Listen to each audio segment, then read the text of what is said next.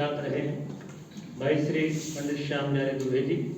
मैं बहुत सम्मानपूर्वक उनको आमंत्रित करता हूं कि वो आप सब भाइयों का आज की संध्या में उद्बोधन करें, ताकि हम उस मनोभूमि के साथ में कल पूरे दिन भर की कार्यशाला प्रारंभ करें। आदरणीय पंडित श्याम श्री दुबे जी।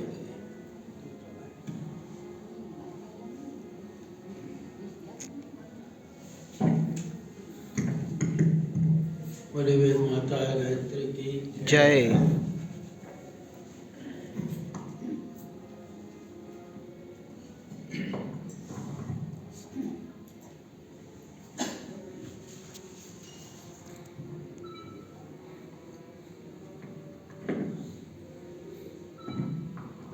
माता गायत्री की, यज्ञ भगवान की, वेद भगवान की, सत्य सनातन धर्म की, भारतीय संस्कृति की, भारत माता की, देवभूमि उत्तराखंड की, देवभूमि उत्तराखंड की।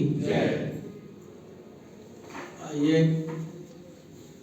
आज की तीर्थ चेतना संबंधी पवित्र चर्चा प्रारंभ करें।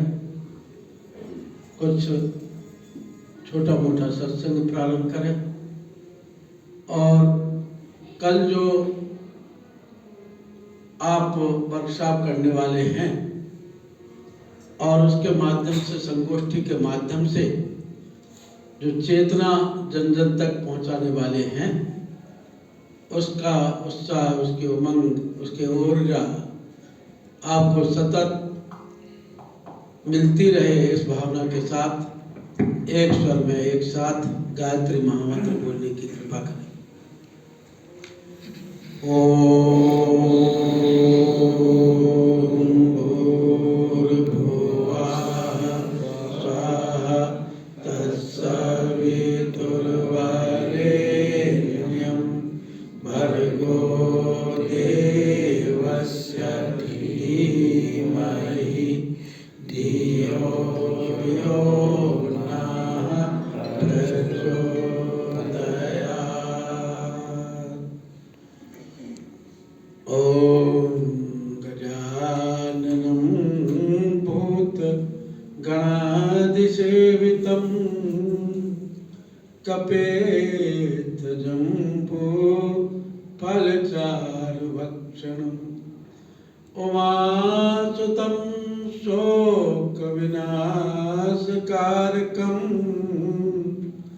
नमामि विघ्नेश्वर पाद पंकजम।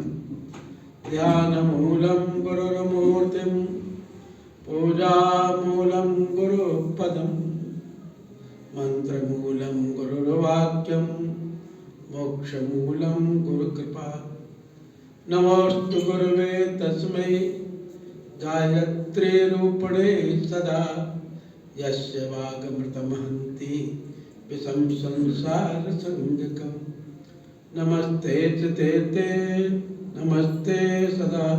ओम नमस्ते सते ते जगत कारणाय, नमस्ते च ते सर्वलोकाश्रयाय, नमोदय तदत्वाय मुक्ते प्रदाय, नमो ब्रह्मणे व्यापने शाश्वताय। हमारे सम्माननीय भाई श्री के.पी. दुबे जी भाई साहब, हमारे पश्चिमोत्तर विशेषकर उत्तराखंड जोन के आदरणीय भाई श्री गौरी शंकर सैनी जी सहित हमारे सभी जोन के आदरणीय भाइयों, और विशेषकर बहुत कम सूचना में इतनी दूर दूर से पहाड़ों में से होते हुए शांतिकुंज योग तीर्थ में पहुंचे हमारे सभी उत्तराखंड के आदरणीय भाइयों, देवी स्वरूपा माता बहनों, स्नेही बालकों, अभी जैसी खबर मिल रही है कि लोग रास्ते में हैं। आसपास के भाई लोग प्रातःकाल 8 बजे तक आ सकेंगे और काफी संख्या में कल दिन भर हम उत्तराखंड का उत्कर्ष और कैसे ऊंचा और कैसे बढ़े इस पर चर्चा करेंगे। और आप सभी बड़ी महत्वपूर्ण भाइयों को बहनों को तुरंत सूचना दी गई।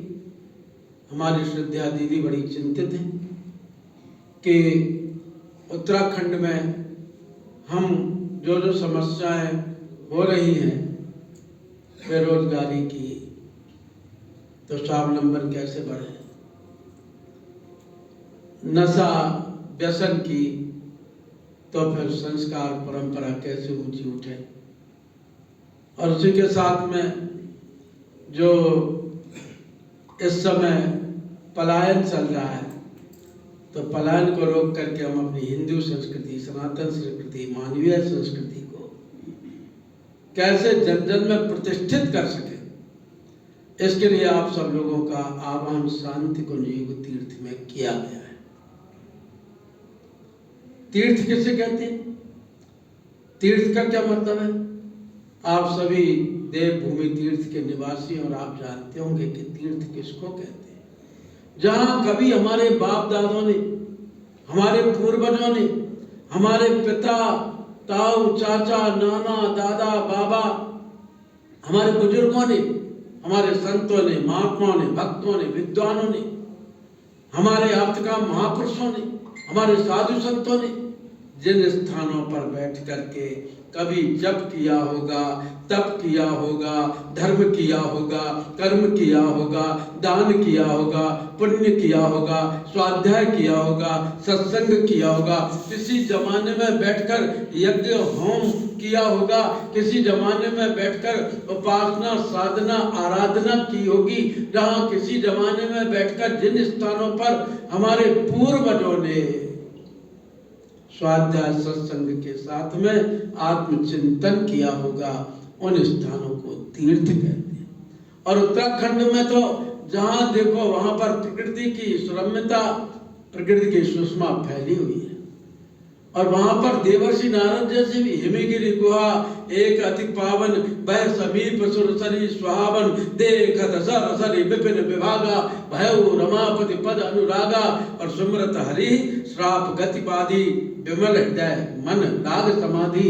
यहाँ पर हिमालय की सुरम्य घाटियों को देखकर, गुफाओं को देखकर देवर्षि नारद, जिनको श्राप था कि एक घड़ी से ज्यादा कहीं रुक नहीं सकते थे, वो भी अचल और अटल समाधि लेकर के बैठ गए थे।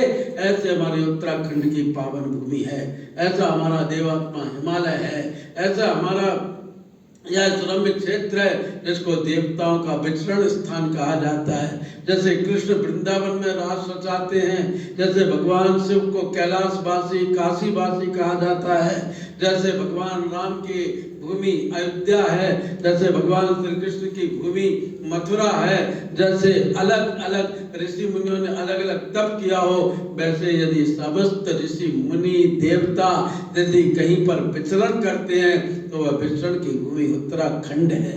इसलिए आपको तीर्थ चेतना या तीर्थ महत्ता की बात बतलाना, एक तरह से पुनर्स्मरण दिलाना है, आपको शिक्षा देना नहीं है, आपको उपदेश देना नहीं है कि वास्तव में हमारे यहाँ देवभूमि में देवता लोग बैठ करके तप करते थे, जप करते थे। अगर कोई भी लोग जाते थे इधर, जब यहाँ कनखल में प्रजापति उनके दक्ष के यहाँ जब लोग यज्ञ में पहुंच रहे थे, तो माता पार्वती ने हिमालय पर ही बैठ करके कहा था, महादेव ये हमारे उत्तराखंड से इधर दक्षिण की तरफ ये देवी देवता क्यों जा रहे हैं, कहाँ जा रहे हैं? तब उन्होंने कहा था कि उत्तराखंड देवी देवताओं का की निवास भूमि है, और वहां से दक्ष प्रजापति के यज्ञ में दक्षिण की ओर हरिद्वार की ओर जा रहे हैं। और उन्होंने वहां पर माता पार्वती ने भी उत्तराखंड की महत्ता को समझा था। इतने सुंदर उत्तराखंड में निवास करने वाले भाई बहन इस समय युग ऋषि की एक पुकार पर न्यौछावर होकर और जाने कहां से कहां कितनी मेहनत करते हैं। अरे हम लोग तो पैदल भूमि में सपाट मैदान में चलने में थक जाते हैं। हमको तो यदि दूधाधारी तक जाना हो तो रिक्शे वाले को आवाज लगाना पड़ता है, हम पैदल नहीं चल पाते। लेकिन आपकी समस्याओं से कौन अपरिचित है कि आप कैसे कैसे पहाड़ों पर चढ़कर छोटी छोटी गलियों खाइयों के किनारे किनारे चल करके और कैसे भगवान की सेवा कर रहे हैं, कैसे धर्म का निर्वाह कर रहे हैं, ये बात छिपी नहीं है।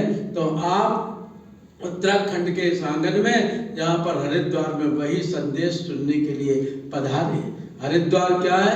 हरिद्वार भी एक ऐसा ही तीर्थ है जहाँ पर बैठ कर के भगवान शिव ने कभी तप किया होगा, स्नान किया होगा, इसलिए यहाँ हर की पैड़ी है। अर्थात भगवान हर मतलब भगवान शिव जिस सीढ़ी पर बैठ करके स्नान करते थे उस सीढ़ी को हर की पैड़ी कहा गया है। यहीं पर बंधु ब्रह्म कुंड बना हुआ है। कभी ब्रह्मा जी ने जिस गंगा जी के कुंड में स्नान किया होगा वहीं पर बंधु आप देखिए कि ब्रह्म कुंड बना हुआ है की पैड़ी पर। यहीं पर नारायण शिला है जहाँ पर स्वयं भगवान विष्णु ने बैठ करके और गंगा का आनंद लिया होगा। इसलिए यही हरिद्वार में नारायण शिला है। आप किस भूमि में आए पहले मैं वो बता रहा हूँ, फिर आप किस युग तीर्थ भूमि में आए वो आपको बताया जाएगा कि हरिद्वार कितनी सुंदर जगह पर आप आए हैं। बंधुओं यहीं पर ऋषिकेश है हरिद्वार का आंगन और उसमें राम झूला है, भगवान राम ने बैठ करके जहाँ तप किया होगा। लक्ष्मण झूला है जहाँ पर बैठ करके लक्ष्मण जी ने तप किया होगा। मुनि की रेती है जहाँ पर बैठ करके भरत जी ने तप किया होगा। वहीं पर शत्रुघ्न जी, और इसका नाम ऋषिकेश इसीलिए पड़ा कि ऋषियों के केस, ऋषियों की जटाएं खूब फैली रहती थी। अर्थात ऋषि ही ऋषि यहाँ पर रहते थे, ऋषि मुनियों का जमघट रहता था, वो स्वाध्याय सत्संग करते थे। ऐसी पावन भूमि हरिद्वार में आप पधारे हुए हैं जो ऋषिकेश और हरिद्वार एक दूसरे के पूरक बने हुए हैं। बंधु आप कहाँ आए? आप बड़े महत्वपूर्ण जगह पर आए जहाँ पर बैठ कर के जो साक्षात जगदम्बा ने तप किया है। इसको क्या कहा जाता है? हरिद्वार को अयोध्या, मथुरा माया, काशी कांची ह्यवंतिका, पुरी द्वारावती च सप्तैता मोक्षदायिका। ये सप्त पुरियों में हरिद्वार भी सर्वोपरि पुरी है। अयोध्या, मथुरा, माया, इसको मायापुरी क्यों कहते हैं हरिद्वार को? क्योंकि यहाँ महामाया ने बैठ करके तप किया। हरिद्वार की पैड़ी से आगे जाएं तो आपको ललतारो पुल मिलेगा और ललतारो पुल के उस तरफ जाएं तो थोड़ा आगे बढ़े हॉस्पिटल के आगे तो वहाँ पर बिलकेश्वर महादेव हैं। वहाँ बिलकेश्वर महादेव में माता पार्वती ने बैठ करके कितना कठिन तप किया था, बेल पाती खाए थे और वहां पर उनको सप्त ऋषियों ने दर्शन देकर दोबारा हिमालय भेजा था कि हिमालय जाओ, अब तुम्हारी तपस्या पूर्ण हो गई। तो तब धरि उमा प्राणपति चरना, जाई विपिन लागी तप करना, कछ दिन भोजन बारी बतासा, किए कठिन कछ दिन उपवासा, बेल पाती मही परी सुखाई, 3 सहस्र संवत्सर खाई, पुनि पर हरिव सुखानु पर्णा, उमा नाम तब भैव अपर्णा। अर्थात माता पार्वती को यहीं पर अपर्णा नाम प्राप्त हुआ। माता पार्वती ने बिलकेश्वर महादेव में गौरी कुंड बना हुआ जहाँ वो जल पान करती थी, तो वहां पर बिलकेश्वर महादेव में उन्होंने खड़े होकर के तब कछु दिन भोजन बारी बतासा। बारी बतासा का मतलब गोलगप्पे नहीं है या बारी बतासा का मतलब पानी पूरी नहीं है, बल्कि बारी बतासा जो ओले पानी के ओले गिरते थे उनको बारी बतासा कहा जाता है, वो खा करके उन्होंने तप किया। फिर उन्होंने हवा पी करके तप किया। फिर थोड़ी क्षुधा का महसूस हुआ तो गीली बेलपत्र की पत्तियां खाई। फिर वो उन्होंने वो भी छोड़ दिया। फिर जो पत्ते अपने आप सूख करके गिरते थे बेलपत्र के, वो भोजन के रूप में ग्रहण करती थी और उसके बाद में फिर वो भी छोड़ दिया। तब इसी हरिद्वार में माता पार्वती को अन्नपूर्णा और अपर्णा की उपाधि मिली। ऐसे हरिद्वार में परम पूज्य गुरुदेव ने शांति कुंज बनाया। ये बताने जा रहा हूँ कि यहाँ साक्षात जगदम्बा है। और जब जगदम्बा जाने लगी तो ऋषि मुनियों ने अनुनय विनय किया, देवी आप अपनी शक्ति को तो यहाँ पर स्थापित करके जाओ। तो माता पार्वती मुस्कुराई कि भगवान श्री शिव के जटाओं में से निकली हुई गंगा की अविरल धारा यहाँ पर प्रवाहित है, और कौन सी आपको शक्ति चाहिए? नहीं देवी, कुछ सगुण साकार शक्तियों को भी निरूपित करके जाओ।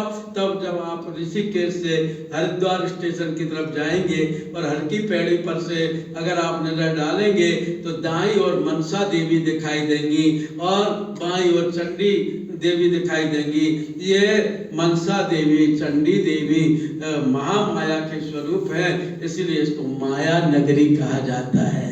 और हरिद्वार के प्रवेश होते ही सती कुंड है, और हरिद्वार के समाप्त होते ही यहाँ पर परम पूज्य गुरुदेव ने आद्य शक्ति गायत्री को प्रतिष्ठापित किया है। अर्थात चारों ओर से जो नारी शक्ति से घिरी हुई नगरी है, जो चारों ओर से महामाया की माया जहाँ फैली हुई है, चारों ओर से जहाँ भगवान शिव की महिमा प्रस्फुटित होती हो, ऐसी जगह है ये हरिद्वार, जिसमें आप आए। इसको हरिद्वार भी कहते हैं। क्यों?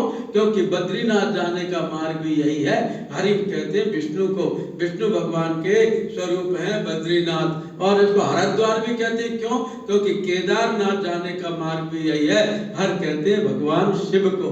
इतनी सुंदर नगरी में आप यहाँ पर हरिद्वार में पधारे हैं। और हरिद्वार की क्या विशेषता है? बंधु, हरिद्वार की ये भी विशेषता है कि केवल यही नहीं, पांडव घाट यहीं पर है। भगवान राम, लक्ष्मण, भरत, शत्रुघ्न ही नहीं, ऋषि मुनि ही नहीं, बल्कि पांडवों ने भी बैठ करके यहीं पर तप किया था। और जब बंधु आप और इधर को देखें तो सप्त ऋषि आश्रम भी यहीं पर है। जहाँ पर यह शांति कुंज बना है ना, इसको सप्त ऋषि क्षेत्र कहा जाता है। 7 ऋषि कौन कौन है? वशिष्ठ, विश्वामित्र, कश्यप, अत्रि, भारद्वाज, जमदग्नि और गौतम। इन 7 ऋषियों ने बैठ करके यही तप किया। और ये खुद गुरुदेव ने अपनी अंतर्दृष्टि से देखा। जब गुरुदेव यहाँ पर आए जमीन खरीदने के लिए कि मैं हमेशा के लिए हिमालय जा रहा हूँ और विदाई होने के पहले मैं वंदनिया माता जी को यहाँ निवास बनवा दूं, तो वो यहाँ पर जमीन देखने के लिए आए। और घूमते घामते कई बाबाओं ने ऑफर किया कि आचार्य जी आप हमारा आश्रम ले लीजिए, 2 कुआं, इतना बगीचा है। लेकिन गुरुदेव तो और कोई संस्कार ही देख रहे थे। और वो जब आए तो ये क्षेत्र उनको बहुत अच्छा लगा। भयंकर जंगल था। अभी जब तक ये गेट नहीं बने थे उसके पहले हाथी आ जाते थे, झोंपड़ी गिरा जाते थे, गेट गिरा जाते थे। तो गुरुदेव यहाँ आए और गुरुदेव ने वहां पर जब गंगा किनारे शिला पर बैठ करके ध्यान लगाया, तो ध्यान में जैसे स्वामी विवेकानंद ने जमशेद जी टाटा को बतला दिया था और लंदन में बैठ करके कि तुम सिंह भूमि में जमीन लो, वहां पर कारखाना डालो, वहां पर कोयले और पानी की कमी नहीं होगी। और आप सबको विदित है कि स्वामी विवेकानंद जी ने नेत्र बंद करके बताया जमशेद जी टाटा को। और जमशेद जी ने क्या किया? जमशेद जी ने यहाँ पर कहाँ सिंह भूमि बिहार में जमीन ली और वहां पर जमशेदपुर बनाया। जमशेदपुर बनाने के बाद में उन्होंने वहां पर टाटा नगर प्लांट डाला। और आज विवेकानंद जी के बताए जाने के कारण सारी दुनिया में टाटा टाटा का नाम हो गया। टाटा के ट्रक, टाटा की कार, टाटा के मोबाइल, टाटा की वॉशिंग मशीन, टाटा के टीवी, टाटा की मशीनें, टाटा की कार, टाटा नमक, टाटा चाय, टाटा के ट्रक, टाटा टाटा हो गया। क्यों? क्योंकि उन्होंने अंतर्दृष्टि देखकर बताई थी। इसी प्रकार परम पूज्य गुरुदेव जब गंगा के किनारे बैठे हुए थे ध्यान में, तो उन्होंने देखा कि वाह, ये तो बड़ा सप्तऋषि क्षेत्र है। यहाँ पर 7 ऋषि बैठ कर के तप कर रहे थे। और राजा भगीरथ के तप से प्रसन्न होकर जब गंगा जी ब्रह्मा जी के कमंडल से निकली, गंगा जी भगवान विष्णु के पदनक को छूती हुई, गंगा जी भगवान शंकर के जटाओं में जटा शंकरी बनती हुई, गंगा जी हिमालय के दुर्गम घाटियों में से घूमती हुई, गंगा जी जब प्रवाह को पैदा करती हुई और हिमालय के हृदय गोमुख को फोड़कर पहाड़ों में से किलकिलाती इठलाती हुई गंगा जब यहाँ मैदानी क्षेत्र में आई, ऋषिकेश के बाद हरिद्वार, तो यहाँ पर 7 ऋषि बैठ करके तप कर रहे थे। गंगा जी ने सोचा कि कहीं मेरे प्रचंड वेग से इन ऋषियों के तप में विघ्न पैदा न हो जाए, तो गंगा ने अपने आप को 7 भागों में बांट लिया और यह स्थान सप्त सरोवर कहा जाने लगा। और गुरु जी ने सोचा कि ऐसे स्थान पर जहाँ पर 7 धाराएं दिखी, 7 ऋषि बैठे हैं और बीच की धारा में विश्वामित्र जो गायत्री के सिद्ध ऋषि हैं वो बैठ करके तप कर रहे हैं, तो गुरुदेव के मन में ये विचार आया कि यह जमीन लेना चाहिए। और गुरुदेव उधर से गंगा जी से उतरे, इधर को आने लगे सप्तऋषि क्षेत्र की तरफ, और यहाँ से एक आदमी तौलिया डाले हुए कंधे पर और घुटनों तक की धोती और बंडी पहने हुए जा रहा था। तो गुरुजी ने उसी से पूछा, क्यों भाई ये सप्तऋषि खेत के सामने जो जमीन पड़ी है किसकी है? तो वो गुरुजी को जानता था, उसने पहले क्षण स्पर्श के फिर कहा वो आचार्य जी वो तो मेरी है। अच्छा तो तुम वो देना चाहते हो क्या? तो वो दोगे क्या? अब मैं उसका क्या करूंगा, वो तो दलदल है, कीचड़ है, नाले 3 नाले हैं, एक तो शांति कुंज के पीछे, एक ये बीच में जहाँ अपना कदम का पेड़ लगा हुआ है, एक नाला ये बह रहा है जहाँ पवन चक्की लगी हुई है, और बड़ा दलदल था, बड़ा कीचड़ था। कहा मैं उस जमीन का क्या करूंगा? पूज्य गुरुदेव ने 8 अगस्त सन 1968 को ये जमीन ली और इसका शोधन किया। यहाँ पर जो है ऋषि ब्रह्मर्षि विश्वामित्र बैठ करके तप कर रहे थे, ऐसे जमीन को लिया, निर्माण हुआ और सन 1971 से गायत्री जयंती से यहाँ अखंड दीप लाया गया, यहाँ पर थोड़ा निर्माण कर दिया गया था पहले से, और फिर यहाँ की गतिविधियां प्रारंभ हो गई। श्री गणेश हो गया युग चेतना का। तो ऐसी जगह पर जहाँ ऋषि विश्वामित्र ने बैठ करके तप किया, इसीलिए तो परम पूज्य गुरुदेव ने गायत्री माता मंदिर के सामने आपने देखा होगा कि विश्वामित्र की मूर्ति पधरवाई है, वो प्रतिष्ठित की है। क्यों? क्योंकि यह सिद्ध क्षेत्र गंगा जी का है, यह सिद्ध क्षेत्र ब्रह्मर्षि विश्वामित्र का है, यह सिद्ध क्षेत्र सविता देवता का है, यह सिद्ध क्षेत्र ऋषियों का है, यह सिद्ध क्षेत्र हिमालय का है, यह सिद्ध क्षेत्र समूचे उत्तराखंड का है। इसलिए उत्तराखंड की आध्यात्मिक गतिविधियों का केंद्र परम पूज्य गुरुदेव ने शांति को योग तीर्थ में बनाया कि यहाँ पर इतना सुंदर जो है स्थान है। और यहाँ अभी भी आप देखें, मैं जनक भवन में देखता था अपनी खिड़की में से कम 4 ठेकेदार बन गए। क्यों? क्योंकि वो जमीन, ये खुद बैठे हैं सैनी जी, वो जमीन जो है पानी निकालती थी और उससे इंजन से पानी निकालते निकालते सारे ठेकेदारों के पूरी जो कमाई थी वो उसी में लग जाती थी। तो 4 से भग गए। बड़ी मुश्किल से यहाँ वो रहते थे हमारे व्यवस्थापक कार्यालय में एक भाई, उन्होंने कहा दुबे जी कुछ करवाओ, तभी से फिर यहाँ सुंदरकांड का शुरू हुआ और अनुष्ठान माला वगैरह किया। फिर बड़ी मुश्किल से ये जनक भवन बना। ये सारी बिल्डिंग है बड़ी टेक्निकल ढंग से लोहे के सरिया, लोहे की जाली बिछा करके बड़े मोटे मोटे सरिया लगा के इनमें क्या कहते हैं इनको, पिलर्स में ये जो बने और तब ये बिल्डिंग बन पाई। तो यहाँ गंगा जी अभी भी है, गंगा की बीचों बीच की धारा है। ऐसे दिव्य तीर्थ में जहाँ सप्त ऋषियों ने बैठ करके तप किया हो, जहाँ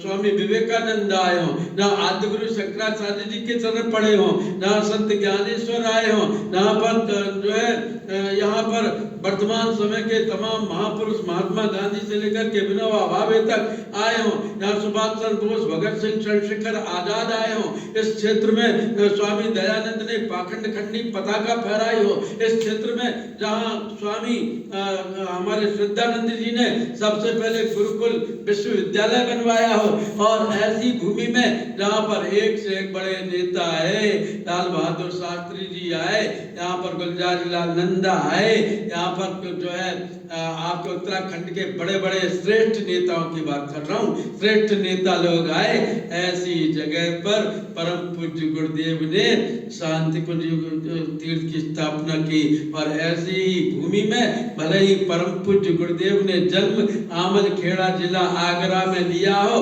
भले ही उन्होंने तप दुर्वासा की तपस्थली गायत्री तपो मथुरा में किया हो, लेकिन जो आप इस समय गायत्री परिवार का प्रचंड क्रांतिकारी रचनात्मक स्वरूप देख रहे हैं, जो स्वरूप आप ज्ञान यज्ञ की लाल मसाल का अभी देख रहे हैं, जो कुछ अंतरराष्ट्रीय गायत्री परिवार की गतिविधियां और तेजी द्रुत गति के साथ में आगे बढ़ते हुए राष्ट्र कैसे सशक्त और समर्थ बने, इसका यदि कहीं चिंतन उभरा है तो वो परम पूज्य गुरुदेव ने शांति कुंज हरिद्वार में इस चिंतन के द्वारा सारी दुनिया में एक नई क्रांति खड़ी कर दी है।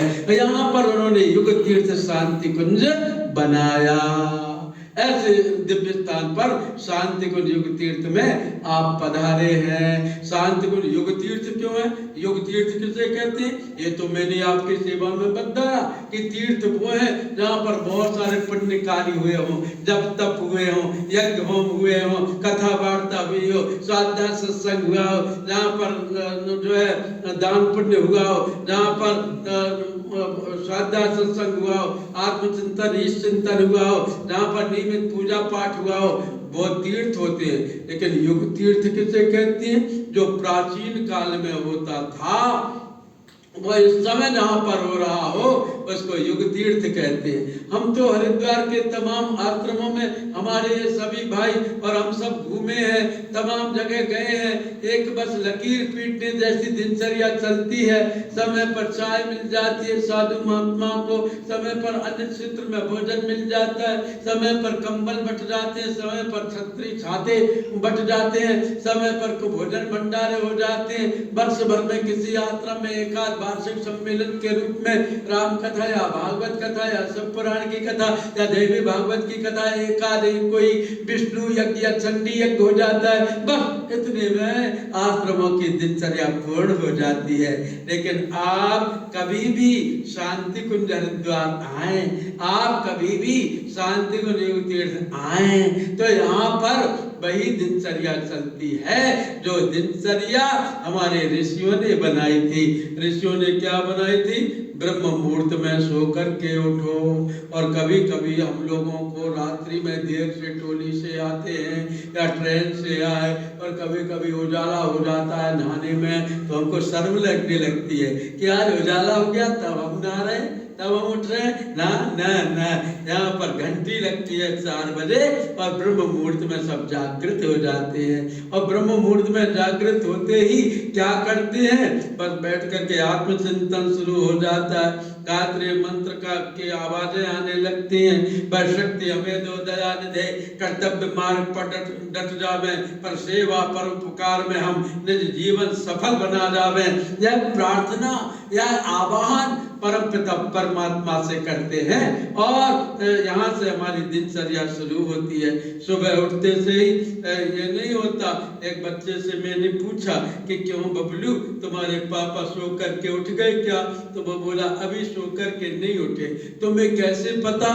जब हमारे पापा सो करके उठते हैं तो सबसे पहले मम्मी से सिगरेट का पैकेट लेते हैं और जब बिस्तर में से धुआं निकलने लगता है तब पता चलता है कि हमारे पापा सो करके उठ गए। या बेड टी का शोर होने लगता है तब पता लगता है कि बेड टी पीने के लिए पापा कितने लालायत हैं, तब पता लगता है कि पापा सो करके उठ गए। लेकिन हमारे यहाँ क्या होता था? कब उठता था आदमी? उठे लखन निस विगत सुन अरुण शिखा धन कान, गुरु ते पहले जगतपति जागे राम सजान। पहले छोटा बच्चा उठा, फिर राम जी उठे, फिर गुरुदेव सो करके उठे। आज तो पहले दादा दादी नाना नानी उठ जाते, फिर मम्मी पापा सो करके उठते, फिर बच्चे को उठाते, रिक्को टिक्को पिक्को उठो उठो स्कूल का टाइम हो गया, और वो रजाई ओढ़ करके मुंह ढक के और सो जाता है। नहीं नहीं नहीं, मुझे तो अभी सोने दो, और वो गुस्सा होकर के सो जाता है। लेकिन पहले का आदमी सो करके उठता था तो श्री राम जय राम, ओम नमो भगवते वासुदेवाय, ओम नमः शिवाय, ओम भूर्भुवः स्वः तत् सवितुर्वरेण्यं भर्गो देवस्य धीमहि धियो यो नः प्रचोदयात्। वैदिक मंत्रों, गायत्री मंत्रों की झंकार कमरों में गुंजरित होने लगती थी। लेकिन आज तो कोई रोना गाना शुरू कर देता है बच्चा चाय के लिए, कोई बैटरी के लिए गुस्सा होना शुरू हो जाता है, कोई कहता है कि नहीं नहीं अभी मुझे सो करके मत उठाओ, कोई अपना फोन खोल करके व्हाट्सएप और फेसबुक में तल्लीन हो जाता है, कोई टीवी देख करके समाचार सुनने लगता है। लेकिन उस समय का आदमी सोकर के, पहले का तीर्थ यात्री सोकर के उठता था तो क्या करता था? मन महु तरक करण कपिलागा, ते ही समय विभीषण जागा, राम राम ते ही सुमरन कीना, हृदय हर्ष कपि सज्जन चीना। ये जेंटलमैन की पहचान थी, ये सज्जन की पहचान थी कि सज्जन उठता था और सबसे पहले वैदिक मंत्रों का उच्चारण करता था और प्रातः काल उठ के रघुनाथा माता पिता गुरु नावई माथा। लेकिन आजकल तो प्रातः काल उठ के रघुनाथा माता पिता को फोड़े माथा। आजकल सब उल्टा हो गया। इसलिए परम पूज्य गुरुदेव ने युग तीर्थ की संरचना की कि युग तीर्थ में क्या होना चाहिए और तीर्थों में क्या होता था। यहाँ पर ब्रह्म मुहूर्त में जागरण होता था, इसके बाद में ब्रह्म बेला में स्नान होता था। आज कोई स्नान ब्रह्म बेला में करते ही नहीं है।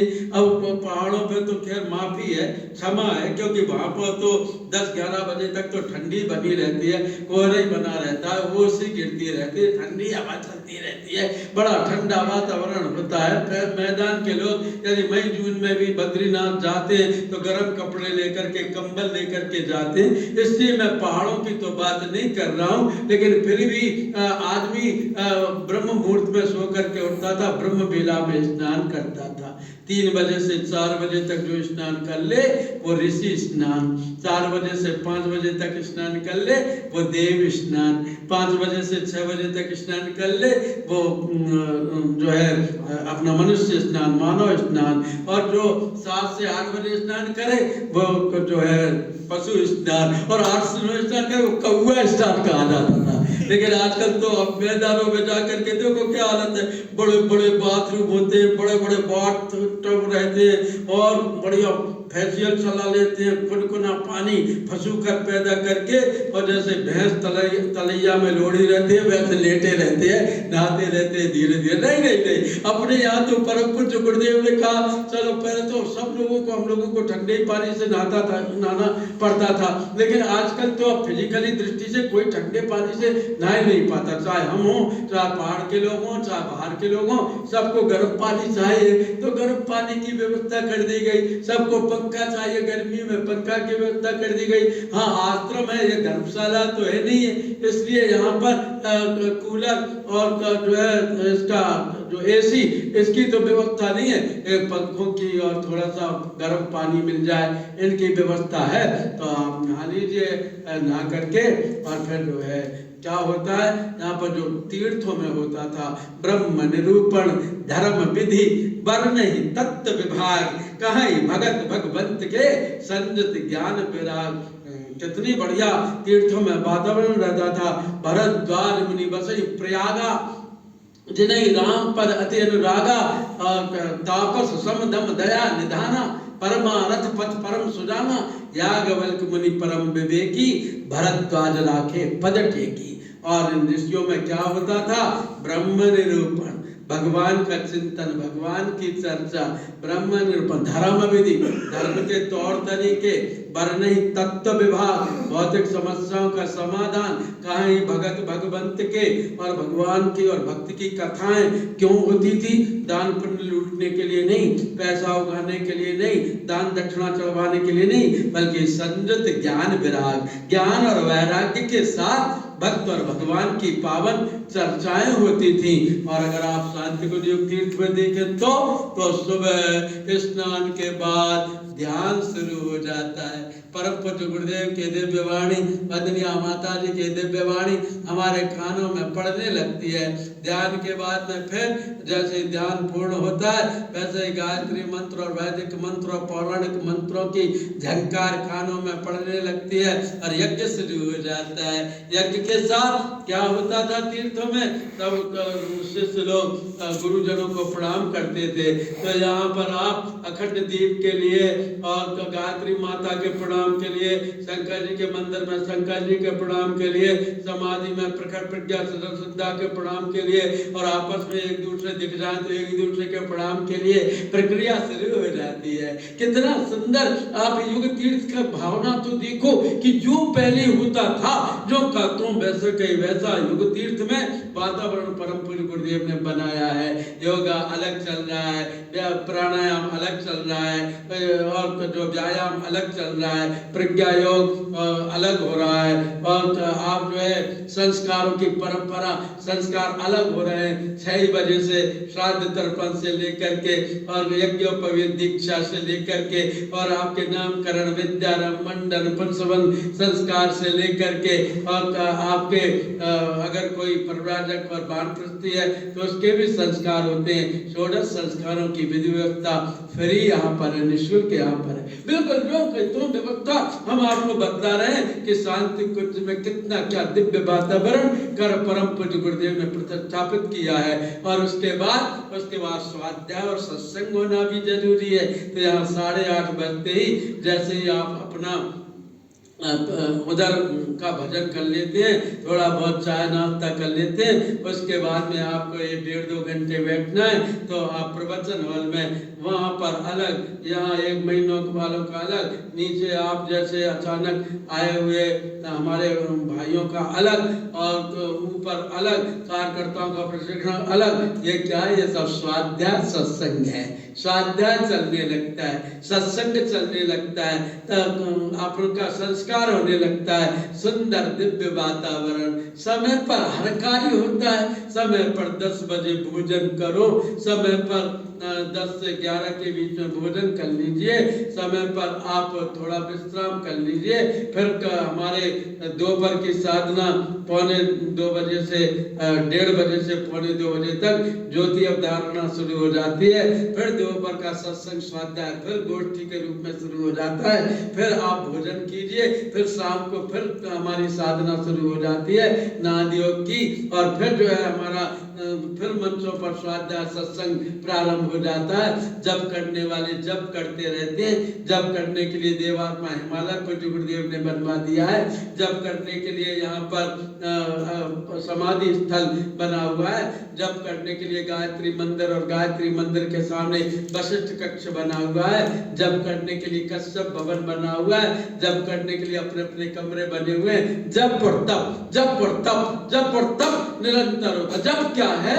जब है ईश्वर का स्मरण, और तब क्या है? ईश्वर का अनुसरण, भगवान के नामों का, भगवान के मंत्रों का, भगवान की चेतना का, भगवान के आदर्शों का जब बार बार याद करना, स्मरण करना, पुनरावृत्ति करना, ये है जप।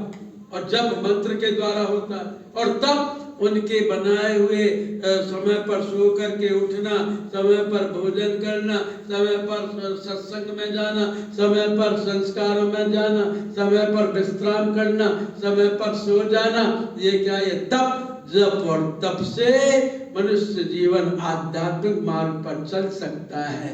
इसलिए यहाँ परम पूज्य गुरुदेव ने जप और तप को अनिवार्य किया है। और जप तप को क्यों अनिवार्य किया है? शांति कुंज की विशेष आवश्यकता क्यों पड़ी? इतने तीर्थ थे, फिर परम पूज्य गुरुदेव ने युग तीर्थ क्यों बनाया? जिससे कि हम अपनी आर्ष संस्कृति, हिंदू संस्कृति, भारतीय संस्कृति को समझ सकें। अगर पूज्य गुरुदेव नहीं होते तो आप कल्पना करो क्या होता।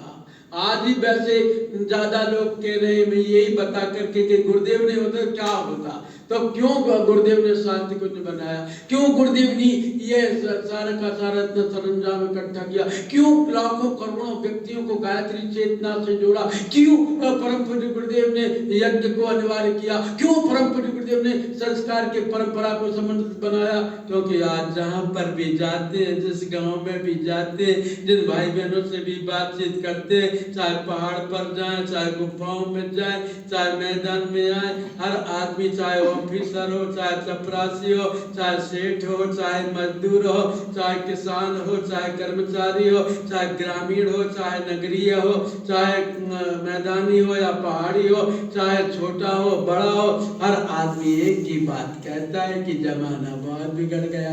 आखिर जमाना कहाँ से बिगड़ गया? हवा झोंकी तो है जैसे पहले चलती थी, आग वैसे ही बहती और बरसते वैसे ही जलती है जैसे पुराने जमाने में जलती थी। पानी वैसे ही बहता और बरसता है जैसे पुराने जमाने में बरसता था। अन्न जो का तो उत्पन्न हो रहा है, फल फूल फसल जो के त्यों हैं, जंगल जो के त्यों हैं, ये जितने प्राणी हैं, पशु पक्षी हैं जो के त्यों हैं, हम और आप जो के त्यों हैं, आकाश और धरती जो की त्यों है। फिर क्या बिगड़ गया जिससे सारा जमाना बिगड़ गया? बंदो कुछ नहीं बिगड़ा, आदमी के विचार बिगड़ गए। और विचार ही दुनिया की सबसे बड़ी दौलत है। तीर्थों का यह धर्म था, तीर्थों का यह लक्ष्य था, तीर्थों का यह उद्देश्य था कि आदमी की वैचारिक शक्ति को बढ़ाया जाए, सद्विचार व्यक्तियों तक पहुंचाए जाए। लेकिन तीर्थ आज केवल पेट भरने के स्थान बन करके रह गए, केवल दान दक्षिणा के स्थान बन करके रह गए, केवल कथा वार्ता का स्थान बन करके रह गए। हमारे विचारों में कोई आमूल परिवर्तन नहीं हुआ। जबकि विचार बिगड़ते हैं तब अयोध्या में एक रानी के विचार बिगड़े थे। वो रानी कैसी थी? वो रानी भगवान श्री राम को अपने प्राणों के समान प्रिय बताती थी। और जब मंथरा ने आकर के कैकेयी से कहा कि महारानी जी आपको नहीं है पता कल राम को रात तिलक होने वाला है, तो कैकेयी ने मंथरा से कहा था अरे मंदमती, अरे मलिन विचारों वाली, ये तुझे क्या हो गया? तू ये क्या बक रही है? तू ये क्या कह रही है?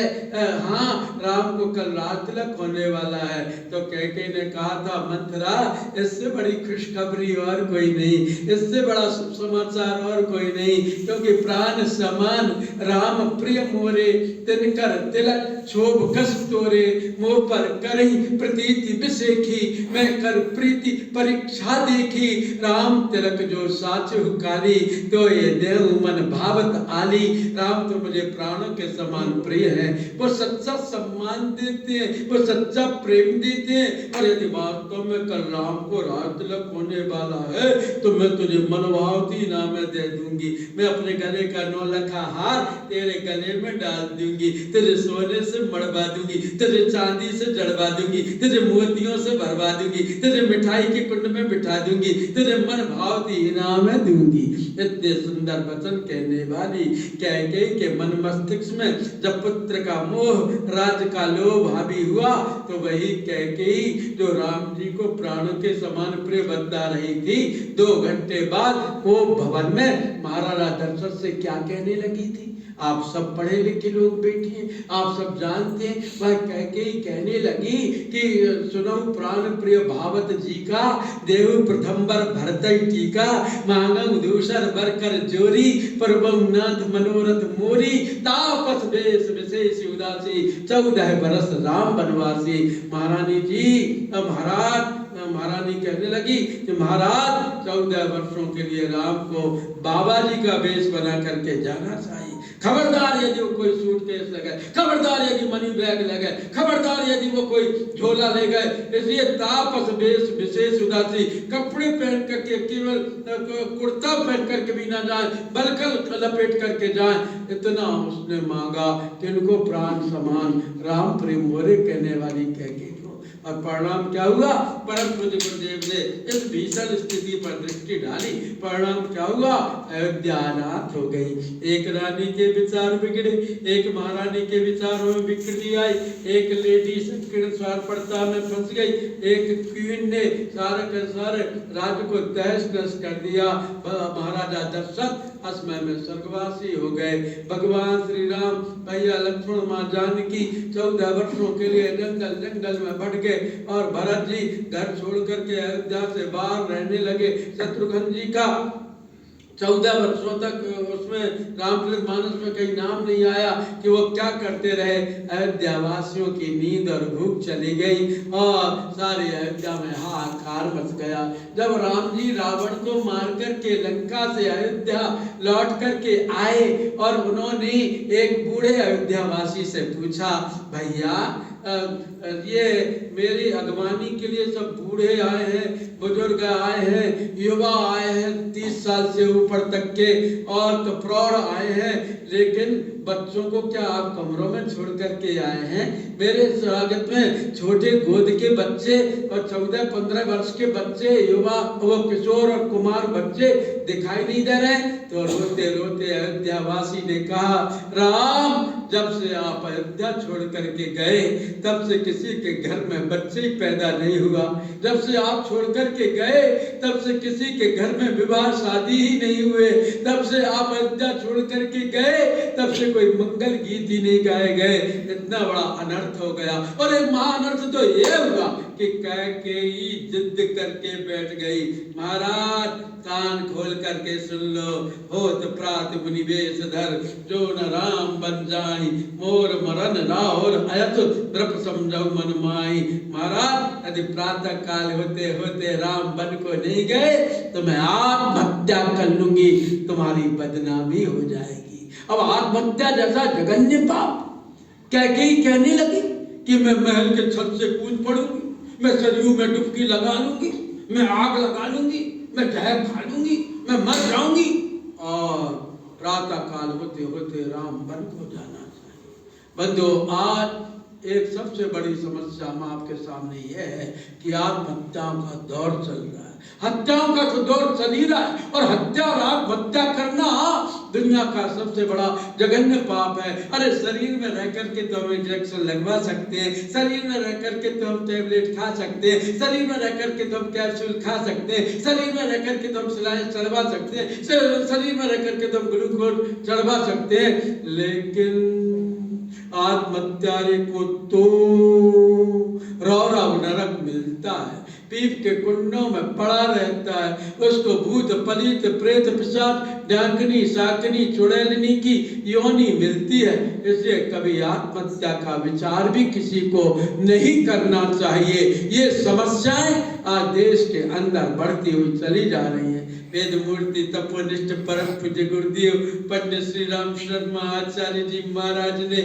आज की आधुनिक इन समस्याओं को देखा, सुना, समझा, विचार किया और उन्होंने कहा नहीं नहीं नहीं, हम ये नहीं होने देंगे। और उन्होंने तीर्थ के बाद में युग तीर्थ और युग तीर्थ को गायत्री तीर्थ में बदल दिया। गायत्री अर्थात ज्ञान, यज्ञ अर्थात कर्म। गायत्री अर्थात सद्ज्ञान, यज्ञ अर्थात सत्कर्म। इन दो को आधार बना करके परम पूज्य गुरुदेव ने इस शांति कुंज की अभिनव स्थापना की और इसमें ऐसी ऐसी प्रेरणाएं भर दी कि हम किसी को अज्ञान में नहीं भटकने देंगे, हम किसी को दुष्कर्मों की ओर नहीं बढ़ने देंगे। इस युग चेतना के माध्यम से कितना बड़ा कार्य हुआ है बंधुओं। मैदानी क्षेत्र में जाकर के देखी हजारों हजार आदर्श विवाह हो गए। परम पूज्य गुरुदेव नहीं होते तो इतने हजारों हजार आदर्श विवाह नहीं होते। पंचकुंडी यज्ञ हो तो क्या, 9 कुंडी यज्ञ हो तो क्या, 24 कुंडी यज्ञ हो तो क्या, 51 कुंडी यज्ञ हो तो क्या, 108 कुंडी यज्ञ हो तो क्या, या हमारे बड़े बड़े अश्वमेध यज्ञ हो तो क्या, बड़े बड़े हमारे आयोजन हो तो क्या। जरूर सामूहिक विवाह हमारे आयोजनों में होते हैं। शांति कुंज में तो आए दिन आप देखिए, अगर परम पूज्य गुरुदेव नहीं होते तो लाखों आदर्श विवाह कैसे होते, और अरबों रुपया जो व्यर्थ जा रहा था बैंडबाजों में, व्यर्थ जा रहा था जो आतिशबाजियों में, व्यर्थ जा रहा था जो रम और बियर में, व्यर्थ जा रहा था जो बड़ी बड़ी बफे सिस्टम टी पार्टियों में, तो उसको रोक करके परम पूज्य गुरुदेव ने एक अभिनव क्रांति की है। मैं तो देख के हैरान होता हूँ, यहाँ जब उत्तराखंड का पूरा सैलाब यहाँ पर उमड़ता है और आपके 2 कार्यक्रम बहुत बड़े विराट रूप में हमारे शांति कुंज में चल रहे हैं, एक मुंडन संस्कार, एक यज्ञोपवीत संस्कार। भाई गजब, इतनी भीड़ आती है, 500 व्यक्ति, 1000 व्यक्ति, 300 व्यक्ति, कहाँ से कैसे उनको पता लगता है। और यहाँ पर देखो तो इतने बड़े बड़े नथ पहन करके, इतने बड़े बड़े कुंडल झाले पहन करके और अपनी संस्कृति के प्रधानों को पहन करके अलग लगता है कि देव भूमि हमारे शांति कुंज के आंगन में आ गई। उत्तराखंड के भाई बहन हजारों की संख्या में हमारे यहाँ संस्कार कराने आते हैं। और यही संस्कार यदि आप यज्ञोपवीत संस्कार अपने घर में कराएं तो 4-4, 5-5 दिन पहले से मेहमानों को बुलाया जाता है, कढ़ैया चढ़वाई जाती है, मिठाइयाँ बनती है, मंडप पहनते हैं, नेक दस्तूर होते, गीत गाने होते, बैंड बाजे बनते। और इस शांति कुंज गुरुदेव ने कितना पैसा बचा करके और लोगों में संस्कारों की संपत्ति उड़ेल दी। अगर परम पूज्य गुरुदेव नहीं होते तो हमारे संस्कारों की फसल सूख गई होती। परम पूज्य गुरुदेव ने शांति कुंज नहीं बनाया होता तो मुंडन संस्कारों ने शिखा हमारी भारतीय संस्कृति की धर्मध्वजा है। और ये शिखा क्या है बंधुओं, ये शिखा केवल बालों का गत्ता मात्र नहीं है, बल्कि ये शिखा यहीं पर हमारा गृह बेटर है, यहीं पर हमारा ब्रह्मरंध्र है, यहीं पर हमारा अमृत कलश है, यहीं पर हमारा सहस्त्रार चक्र है, यहीं पर हमारा गृह बेटर है, यहीं पर हमारा चेतना का ध्रुव केंद्र है। परम पूज्य गुरुदेव ने जाने कितने लोगों की विश्व कुंडली जगाने का प्रयत्न यहाँ शांति कुंज से किया। अगर शांति कुंज नहीं बना होता तो बंधुओं आज मनुष्य में पछता आ गई होती। संस्कृति रही कराए न मेरा रूप बिगाड़ो रे, अगर मनुष्यता को संभालना मुझे संभालो रे। और एक युग पुरुष युग ऋषि ने, एक सांस्कृतिक चेतना के महापुरुष ने बंधुओं शांति कुंज बना करके हमारे संस्कृति के जो माता पिता हैं, 2 है संस्कृत के निर्माता, यज्ञ पिता गायत्री माता, उनको जीवंत जागृत करके सारी दुनिया में एक नई क्रांति कर दी। और बंधुओं संस्कारों की परंपरा को कितना ऊंचा उठा दिया। संस्कृति में हमारा आहार विहार, हमारा उठना बैठना, हमारा चलना फिरना, हमारे क्रियाकलाप, हमारी वेशभूषा, आगे आने वाली पीढ़ी 10 साल बाद इन कुर्ता धोतियों को भूल गई होती। ये तो परम पूज्य गुरुदेव की कृपा है जो गायत्री परिवार के लाखों लाख व्यक्तियों को यज्ञ में अनिवार्य कर दिया कुर्ता धोती, संस्कारों में अनिवार्य कर दिया कुर्ता धोती। यदि हम किसी कार्यक्रम में जा रहे हैं तो भले झोले में रख करके जाएं और कार्यक्रम स्थल पर पहन लें, लेकिन कुर्ता धोती पहन करके आज भी संस्कारों को और यज्ञों को संपादित करता है। पूज्य गुरुदेव ने बहुत बड़ा उपकार किया है सारी दुनिया का। शांति कुंज तीर्थ ने बहुत बड़ा उपकार किया है, वेशभूषा से लेकर के खान पान तक, खान पान से लेकर के उठने बैठने तक, उठने बैठने से लेकर के क्रियाकलाप तक, क्रियाकलाप से लेकर के बोलने चालने तक की शिक्षा परम पूज्य गुरुदेव ने सबको दे करके संस्कृति के जो हमारे 5 सोपान है, गंगा गीता गायत्री गुरु गणेश, इन सबको समुन्नत बना करके लोगों को एक नई चेतना का दिव्य प्रकाश प्रदान किया है। इसलिए शांति कुंज तीर्थ की स्थापना हुई। और बंधुओं शांति कुंज तीर्थ नहीं होता तो आदमी निरक्षर भट्टाचार्य रह जाता, इधर के नोवेल, ओम प्रकाश के नोवेल, जेम्स बॉन्ड के नोवेल पढ़ता रहता। लेकिन परम पूज्य गुरुदेव ने 4 वेद, 18 पुराण, 20 स्मृतियां, 24 गीता, 6 दर्शन, 6 शास्त्रों का केवल अनुवाद ही नहीं किया, अपने भजन से दुगना साहित्य लिखकर भारतीय संस्कृति के अजस्त्र अनुदान हमारे लोगों के हाथों में दे दिया, वाङ्मय का पहाड़ खड़ा कर दिया, अपने वचन से दुगना साहित्य लिख दिया, 3300 शीर्षकों की पुस्तकें लिख करके अज्ञान के असर को ध्वस्त कर दिया। ये परम पूज्य गुरुदेव नहीं होते तो क्या होता? परम पूज्य गुरुदेव नहीं होते तो बंदियों अभी हम केवल एक ही जगह बैठे रहते। कैसे हम जगह जगह जा करके जनता जनार्दन के दर्शन करते, पहाड़ों पर जा रहे हैं, पहाड़ वाले टोली में मैदानों में जा रहे हैं, कोई कलकत्ता जा रहा है, कोई बम्बई जा रहा है, कोई विदेश जा रहा है, कोई दक्षिण भारत जा रहा है, कोई उत्तर प्रदेश जा रहा है, कोई मध्य प्रदेश जा रहा है, इधर का आदमी उधर, उधर का आदमी इधर, पेश करके परम पूज्य गुरुदेव ने विराट भारत के दर्शन करा दिए, विराट विश्व के दर्शन करा दिए। पूज्य गुरुदेव नहीं होते तो क्या होता? बंधुओं परम पूज्य गुरुदेव नहीं होते तो मनुष्य में आज हैवानियत आ गई होती, मनुष्य में देवत्व का उदय, धरती पर स्वर्ग की स्थापना की कल्पना धरी की धरी रह जाती। पूज्य गुरुदेव नहीं होते तो साधना स्वाध्याय संयम सेवा की वृत्ति हमारे दिलों में नहीं मचलती। पूज्य गुरुदेव नहीं होते तो साधना के द्वारा व्यक्ति निर्माण, संस्कारों के द्वारा परिवार निर्माण और कुरीतियों अंधविश्वासों के विनाश के द्वारा समाज निर्माण हम कैसे कर पाते, राष्ट्र को सशक्त और समर्थ कैसे बनाते। जैसे परम पूज्य गुरुदेव ने युग तीर्थ की चेतना की गाड़ी को खड़ा करने के लिए युग तीर्थ शांति कुंज की संरचना की, और इस संरचना में आप सब सहायक हैं।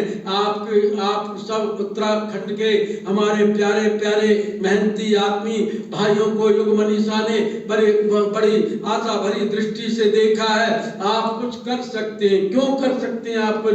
क्योंकि हमारे नीचे वाले लोगों में इतनी मेहनत करने की, इतनी मशक्कत करने की, इतनी चलने फिरने की आदत नहीं है, कम है। लेकिन आपको तो दिन रात पहाड़ों पर चढ़ना है, हम तो नीचाई की ओर देखते हैं, आप तो ऊपर देखते हुए चलते हैं। जो ऊपर देखता है वो अधिक काम कर सकता है। आप तो ऊंचाई वाले हैं, आप तो चोटी वाले हैं, आप तो पहाड़ों वाले हैं, आप तो शिव जी के आंगन के रहने वाले हैं। जैसे आपसे युग मनीषा ने विशेष आशा अपेक्षा की है कि आप उत्तराखंड के हमारे प्यारे प्यारे भाई परम पूज्य गुरुदेव के सपनों को साकार करने के लिए युग चेतना शांति कुंज से निरंतर जुड़े रहकर देखो तो अभी परसों हमको दुबे जी भाई साहब गिरी जी को दीदी ने बुलाया और श्रद्धा दीदी बड़ी चिंतित दिखाई दी। भैया पलायन चल रहा है, व्यसन चल रहा है, ऊपर जो है बेरोजगारी की समस्या है, तो जल्दी से कोई योजना बनाओ और जितनी जल्दी हो सके बुलाओ। हमने कहा दीदी होली के बाद बुला लें, तो उन्होंने कहा नहीं भैया होली तो 18 के बाद है। यही शब्द उनके निकले। हम तीनों बैठे हुए थे, ठीक तो ये तो 18 के बाद है। तो फिर हम नीचे उतरे, तीनों मुख्य कार्यालय में बैठे और कार्य योजना बनाई। तुरंत 1 बजे तो दोपहर में दीदी के पास में पहुंच गया और फिर कहा बस अब वो कर दो, ये क्या कहते हैं इसको जो बात करते हैं, नहीं मैसेज कर दो। और दुबे जी ने बनाया और मैसेज कर दिया। मेरी थोड़ी अंग्रेजी कमजोर है तो इसलिए तो जो है मैसेज कर दिया। और मैसेज देखते से इतनी दूर दूर से इतने लोग चल करके आ रहे हैं। अभी जितने लोग यहाँ बैठे इतने रास्ते में, और जितने रास्ते में उतने ही दिन में आसपास के लोग चलने वाले हैं। अरे और भर जाएगा। और युग ऋषि युग मनीषा की इच्छा को पूर्ण करने के लिए उनके सहचर भागीदार बनकर के आप सुनिश्चित रूप से बड़ा आत्मलाभ प्राप्त कर सकेंगे। तो आपको शांति कुंज का परिचय क्या दें, आपको दिनचर्या क्या बताएं? आप तो हमसे जुड़े हुए लोग हैं। थोड़ा बैठ करके एक स्वस्थ सटीक एक सत्संग, एक चिंतन आपके साथ में कर लिया कि हम आप सब बड़े भाग्यशाली हैं। हम सब सेवक अति बड़े भागी, संत सगुन ब्रह्म अनुरागी। हमने श्री राम भगवान को साक्षात तो नहीं देखा, कृष्ण भगवान तो साक्षात नहीं देख पाए। शंकर जी को रोज जल चढ़ाने गए। परसों दुबे जी भाई साहब मैं 10:15 बजे नंदी जी को दूध पिलाने भी गया था, तो दूध पिलाने भी गए, लेकिन कहीं कोई दर्शन नहीं हुए। लेकिन हमने पूज्य गुरुदेव के दर्शन जरूर किए हैं। उनमें भगवान को जरूर देखा है, उनमें चेतना की चमक जरूर दिखी है। और उन्होंने हम जैसे सोए हुए व्यक्तियों को जगाया, हम जैसे ना चीजों को कितने ऊपर पहुंचा दिया, इसलिए आप युग ऋषि युग पुरुष का दिव्य संदेश पहाड़ों में कैसे पहुंचाएंगे, इसका चिंतन, इसका मंथन कल दिन भर सुबह पहले आप श्रद्धेय दीदी के दर्शन करेंगे। 8 बजे वहां बिल्कुल 7:45 तक सभी भाई बहन पहुंच जाएंगे। उसके बाद में 9 बजे आकर के आप गरम गरम चाय पिएंगे, गरम गरम नाश्ता यही करेंगे, कैंटीन पे नहीं जाना है आपको, यहीं पर सब कुछ होगा। आप चाय नाश्ता करेंगे, इसके बाद में संगीत शुरू हो जाएगा। संगीत के बाद में कंटिन्यूस हमारे वर्कशॉप का संगोष्ठी शुरू हो जाएगी। उसमें अलग अलग विषय हैं और विषय में ये है, विषय 2 हैं। विषय ये है कि सुबह आपका ये